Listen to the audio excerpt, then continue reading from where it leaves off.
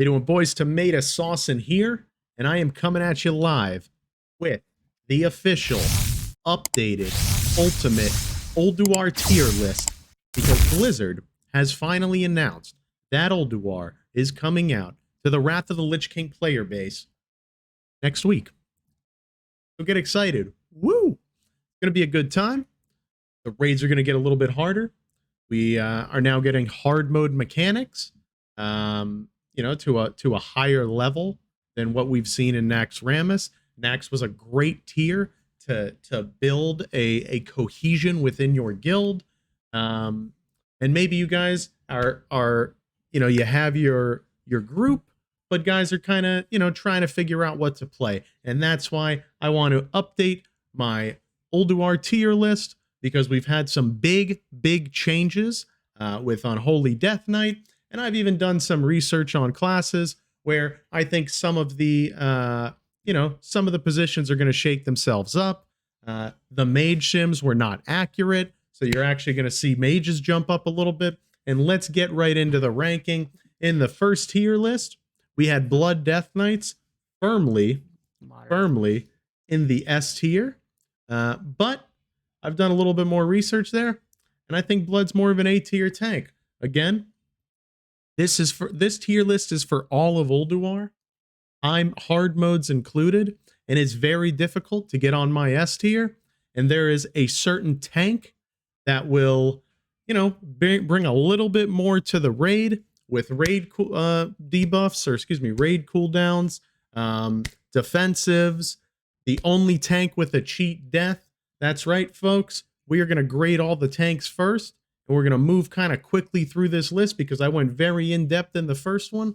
Our next ranking is going out to Protection Paladin, and we're moving Prop Paladin firmly in the S tier. Blood DK still a great tank, but Prop Paladin, I think, jumps over Blood Death Knight, especially for the hard mode content, especially when you look at hard mode Algalon, where you're actually seeing this cheat death passive that they have go off pretty often on the PTR. So you're going to get more pulls in with your Prop Paladin main tanking. They have incredible AoE threat, as they have always had since really the beginning of time, since they have come into being like main tank roles in the Burning Crusade. You can't go wrong with Prop Paladin. You've got your raid sack. You know, again, the cheat death. They really do just bring it all. We got to say Prop Paladins are the S tier tank. Right behind them, though, on the same tier as Blood Death Knight, is the Guardian Druid. So Guardian is incredible, and here's why. Not only is it a great tank with you know, the largest health pool in the game, it can take some big hits. It really takes advantage of dodge. It's going to leverage strength in its tank form. You know, getting some big armor values out of that. But also on fights where you only need one tank in ULDUAR, and this goes very, you know, Blood DK and Guardian Druid kind of go hand in hand here, and that's why they're on the same tier with each other. They can go to Feral and absolutely pump, right? We have all seen what Feral Druids are doing in Naxxramas. It only gets better in ULDUAR with the higher item level that they're introducing, as well as more armor penetration. So you can actually get more armor penetration on your Druid, your Guardian Druid, and, you know, in essence, your Feral Druid. So you have some great off specs in both of these tanks, and that's why I think they are in the A tier for this updated ULDUAR tier list. And Prop Paladin is firmly in the S tier, where I think you're going to take a Prop Paladin as your main tank. Now, Protection Warriors, I think, are a little bit behind here because you really don't have that banger DPS spec that you can, you know, flex to on fights where, you know, you're not going to be main tanking. You know, Arms is more of a PvP spec right now, unfortunately, and Fury is still kind of middle of the pack, right? So I think that puts Protection Warrior in the B tier on top of that, because they just don't have, they're not bringing in as much to the raid as these other tanks are. Sure, they're unkillable in Shield Wall, and they might have some niche use cases in hard mode environments. But I think Blood Death Knight, Guardian Druid bring more in the role of flexing off tanks, and Prop Paladin just brings way too much to the raid right now in the role of an absolute main tank. So there's your tanks, boys. That's where I see them ranked going into Ulduar. I don't think any are unplayable. All of them will be able to main tank clear normal mode content.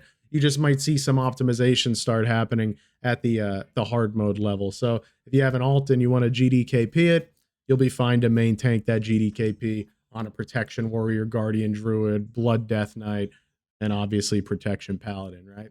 So let's jump into the healers. And we are going to first jump into Restoration Druid. And I just think it's a great raid healing healer. I think it finds itself firmly in the A tier. You're going to get a lot of value out of those hots on the hard mode fights, and even the normal mode fights. On top of that, again, it's a great flex class, right? You could flex between Resto and Balance, depending on the fight, if you guys need to drop some healers. So, you know, it brings a ton to the raid. You're getting your Innervates, you're getting your Tranquility, and you just have some great raid healing in a Resto Druid. Every raid's going to want at least one. So, yeah, Resto Druid firmly in the A tier. Let's go over to Priest. Discipline Priest, firmly in the A tier as well. It's, again, I did say it was very difficult to get on our S tier, and this shows you, right? Discipline, the shields, again, awesome raid heals. Every raid will take one Discipline Priest. You can jump into Power Infusion and start PIing your Warlocks, really get those Affliction Warlocks ramping. You know, shields, massive absorbs between a Restoration Druid and a Discipline Priest. I think both of these guys find themselves in a pretty good spot in Ulduar. And this brings us over into Holy Paladin, which Paladins over here cleaning up in the S tier. You've got two S tier classes, Protection Paladin and now Holy Paladin. I think Holy Paladin is in a league of its own. Again, you have Raid Sack, you have Bubble to completely immune mechanics and, you know, make sure that, you know, you can worry about healing the raid and the tanks, and, you know, not have to worry about getting walloped by, you know, one of these crazy mechanics. You might find yourself in a bad spot. Bubble, you know, fixes that. You guys are clearing trash or a DPS pulls threat. Boom, the Holy Paladin bops that player. So you have a ton of raid utility with raid sack and you know, normal sack as well. Yeah, you really can't beat Holy Paladin, and it also absolutely pumps, right? So it just does a ton of healing right now, and it's only going to get better as we progress into Ulduar.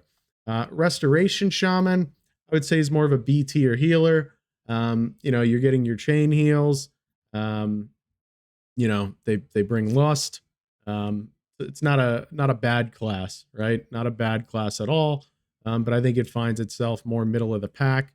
I would put it above Holy Priest, but Holy Priest also finding itself kind of in the middle of the pack there. So Holy is great, right? Like if you have one Discipline Priest already and you're going to bring two Healing Priests to the raid, I would flex the other one into Holy because it does have some solid heals that, you know, maybe two Discipline Priests are going to overlap a little bit with each other. But, you know, that second priest could come in as Holy and pump out some solid, you know, hard casted like raid heals and single target heals there. So, you know, definitely not unbringable, just Discipline does it better. But if you already have one disc, for sure, bring a Holy Priest. And this brings us into the DPS classes, what I'm personally most excited about, and I'm sure most of you are. Let's get right into it. The Death Knights. We've seen a shakeup here. It was a massive shakeup. The gargoyle got nerfed, and essentially to calculate what that nerf is going to do when it goes live, you can, you know, basically on a fight where the gargoyle would have done about 330,000 damage, you could subtract about 120,000 damage. So that will knock Unholy off of the top of the single target damage meters and put them more in line with other classes. You're still always going to want to bring an Unholy Death Knight into a raid environment. So from a DPS perspective, I think Unholy is firmly in the A tier. You'll always bring one, maybe even two of these guys, depending on how Frost and Unholy end up shaking out.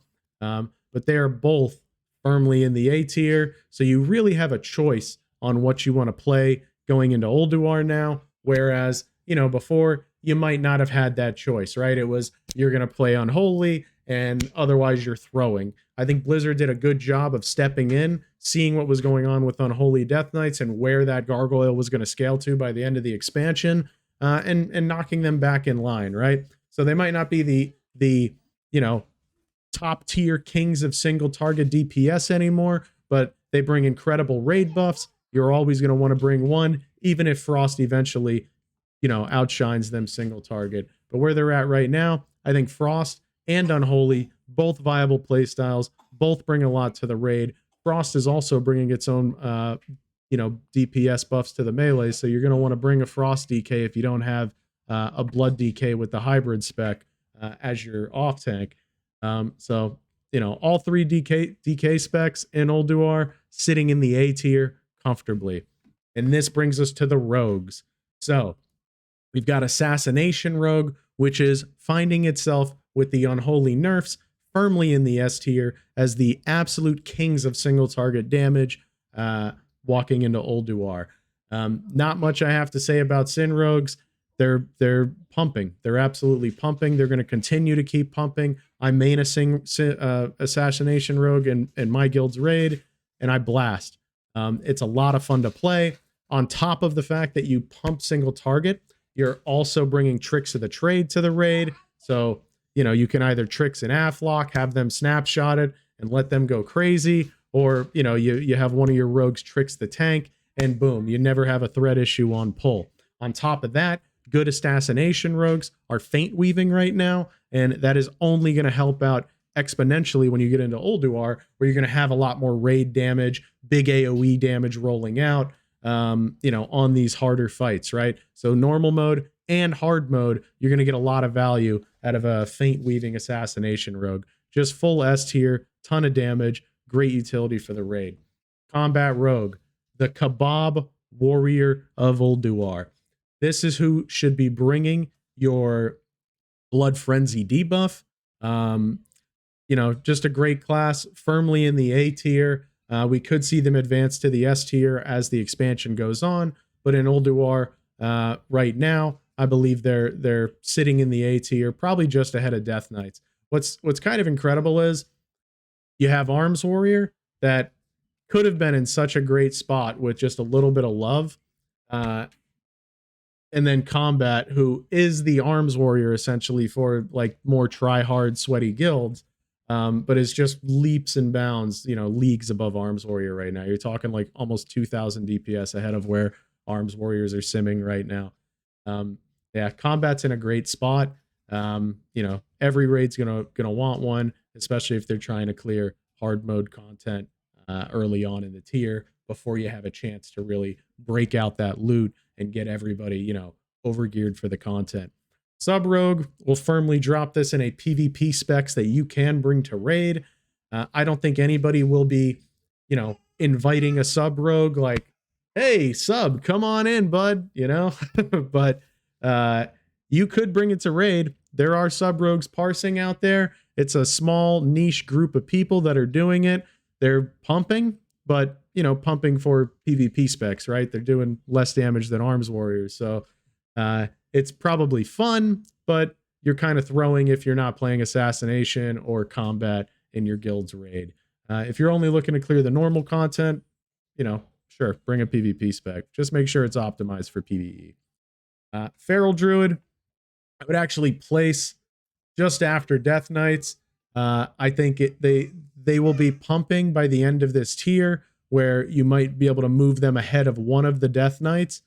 But right now, I think it's more comfortable to place them behind the Death Knights, because I feel like the Death Knights bring more in the way of like sustained AoE. So for fights like Yogg, you're going to get a lot more value out of bringing a few Death Knights than you would like, bringing 2 or 3 Feral Druids. I think you're still only going to want to have 1 Feral Druid in your raid, but you're going to be good there. And if they can flex Guardian, even better, right?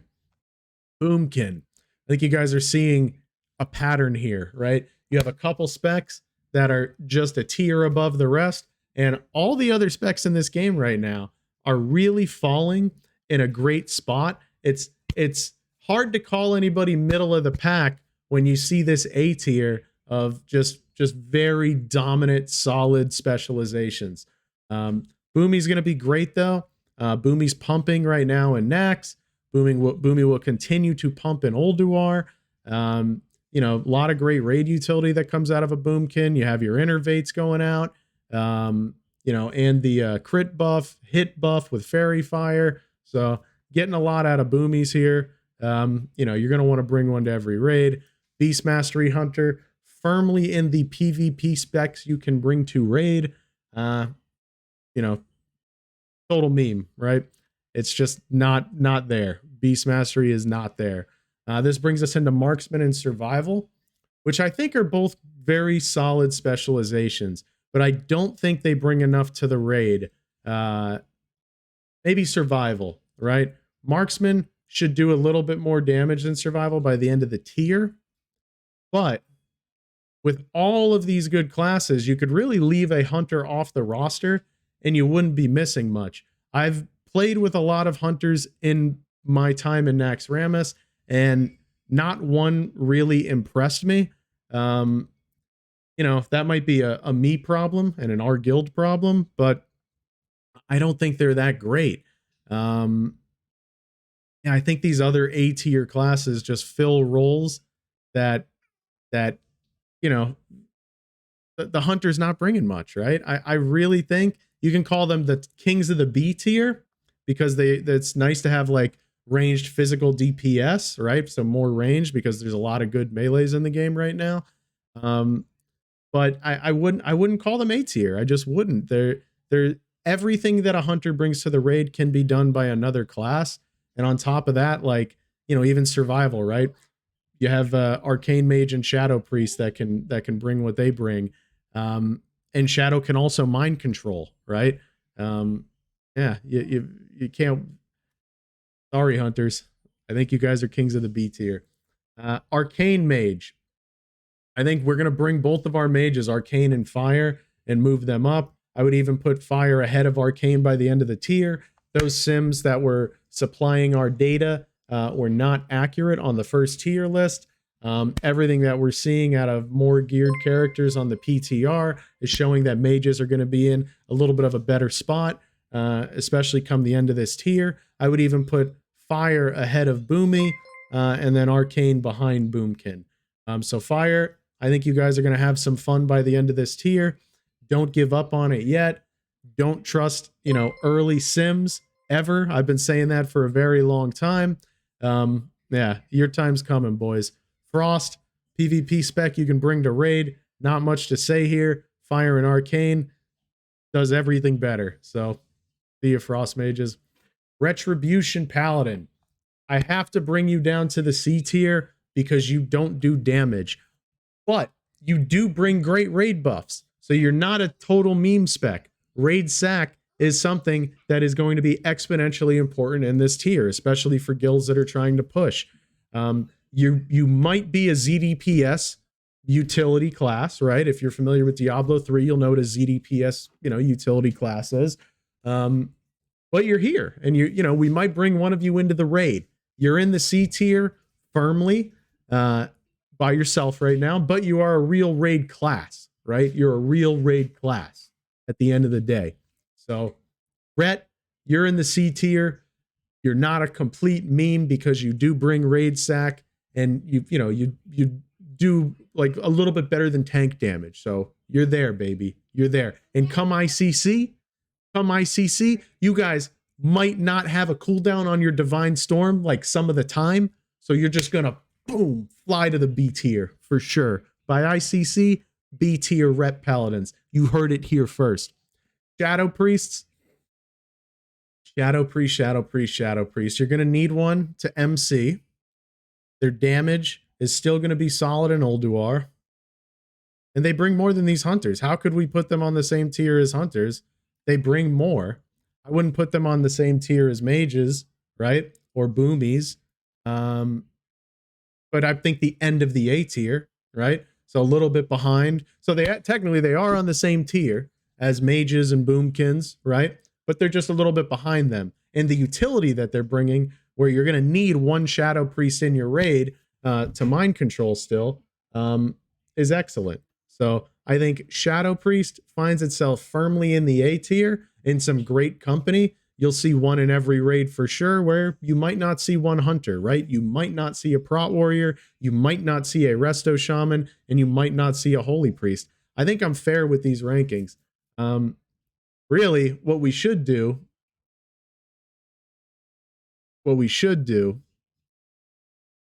probably bring red up here equally, because you could see red. Going with that logic, here's what we're going to do. You might not see any of these classes in the B tier, right? But there is a good chance, because of raid sack, that you might see a rep paladin. I'm going to make some rep paladin friends here, and I'm going to get some hunters, shamans, holy priests, and prot warriors really mad at me, right? I'm actually going to switch things up here. I'm going to say hunters, holy priests, resto shamans, and prot warriors are C tier. That's what I'm going to do. I'm going to say that. That's what I'm going to say. Can I do that to our marksman boys? Can I do that to our marksman boys? Rep Paladin has more utility than all of these classes, and another raid sack is going to be invaluable compared to what everybody else is bringing to the table here. I think we got to do it this way. These are C tier classes. I don't think we can do it. I think we bring survival up because it has some raid utility. But they're killing themselves with this trap weaving nonsense. They are. We'll bring marksman up too. So we're going to bring red up to B tier for its raid utility, survival and marksman up to B tier, and we'll drop prot warrior, resto shaman, and holy priest down to C tier. There's a good chance you don't see any of these guys in most environments outside of like GDKPs or raid 2s for larger guilds. But you could definitely see hunters and rep paladins in most raids. So we'll go with that. I think this makes the tier list a lot more digestible as well. Elemental shamans firmly in the B tier, and I think you got to say they're behind rep paladin in the B tier. Yeah, I think they're the back of the B tier, to be honest. I think the hunters will allow damage an elemental shaman from range, but it does bring, your lust, but really you don't need many lusts because you're definitely going to have an enhancement shaman in the raid. But I would put elemental in the back of the B tier. Enhancement shaman firmly in A tier. The class pumps. It just fully pumps. It makes up for what you don't get out of Ellie, but it's going to be important for your enhance to maybe be able to flex into elemental as well, because there might be fights where you want to bump a melee DPS off, and shaman is a class that can do that, right? It can alternate between melee and ranged. So I think in elemental spec they're B tier. In enhance specialization, I would even put them above mages, honestly. I'd put enhance right next to feral druids. Now we get into the big bad purple warlocks, affliction warlock, the king of DPS, in my opinion, and in many other people's opinions and in logs, right? Affliction warlock is going to be absolutely blasting. They're the new kings of single target damage. Overall, you have assassination. That'll be your king of single target for melees. But yeah, I think affliction warlocks are going to absolutely blast. You're going to see people stacking them. And on top of that, you're going to have one demonology warlock as well, because you're going to buff the raid as demo. And it's not like you're only there to raid buff, right? Demonology also pumps, right? So it does a ton of damage and it buffs the raid firmly in the S tier. You're getting 2 warlock classes in the S tier. 2 warlock specializations and 2 paladin specializations in the S tier. Destruction warlock, I think you could actually put it in the B tier. It's doing great damage. It's just the other classes, the other warlock classes are doing better damage. I actually think destruction is probably above the hunters as well. Destruction warlock pumps. you guys are going to see at this tier, there's going to be some destros out there, since there's going to be so many warlocks and raids, more than likely in Ulduar. That destruction warlock, yeah, they're going to be pumping. So I would put destruction warlock in the B tier for sure. Now, arms warrior. It is a PvP spec that you can bring to raid, but I think I'd be doing it a disservice by not putting it in the C tier, because you're still talking about a class that does over 8,000 single target damage in Ulduar, right? It's going to be pumping, quote unquote. It'll still be 3,000-4,000 DPS behind the big boys, but it will be able to bring the combat rogue buff. So if your guild does not have a combat rogue buff, you will 100% be bringing an arms warrior to supply that. And they're going to be on the bottom of the meters, but they're actually going to be ahead of rep paladins by pure DPS numbers. So you could bring them. You could bring them. I'd put them as the highest DPS in C tier. It's not that they don't do more DPS than anybody in B tier. It's just that rep paladin brings more to the raid than arms warrior right now, unless you don't have a combat rogue.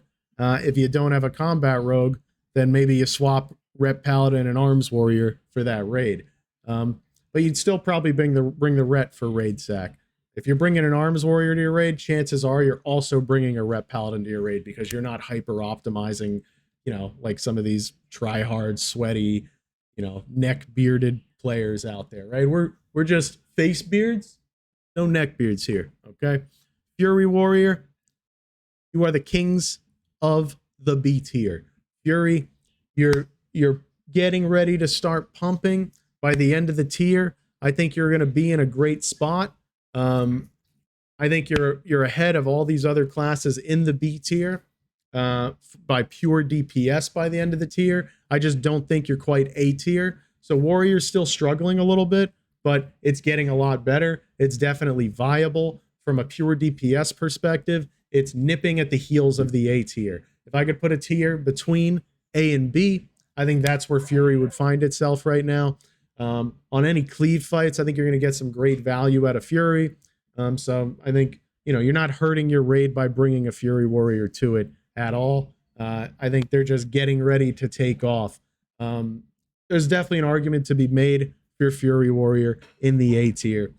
Boys, if you made it this long and you haven't subscribed to the channel yet, absolutely click that red subscribe button. It only helps me out with YouTube's algorithms. This is the official, updated, you know, ultimate tier list for Ulduar. It's coming out in 1 week, 10-man and 25-man content. This is my absolutely well-educated opinion on all classes in Wrath of the Lich King.